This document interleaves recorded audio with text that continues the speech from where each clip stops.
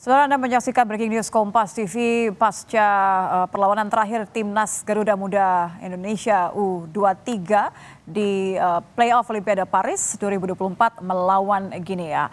Dan Komite Olimpiade Indonesia memberikan dukungan penuh untuk Timnas U23 di laga playoff Olimpiade Paris 2024 yang berlangsung malam ini di Prancis melawan Guinea untuk merebut tiket terakhir ke Olimpiade Paris 2024.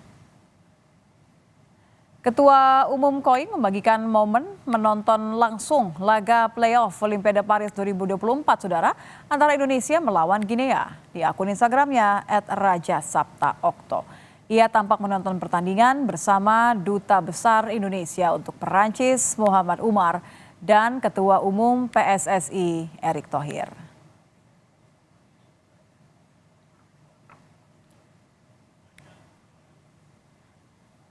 Keluarga Garuda Muda Witan Sulaiman, saudara, juga menggelar nonton bareng laga playoff Olimpiade Paris 2024 antara Timnas Indonesia U23 melawan Guinea sebagai bentuk dukungan kepada putra mereka yang hari ini berjuang untuk mendapatkan tiket terakhir ke Olimpiade.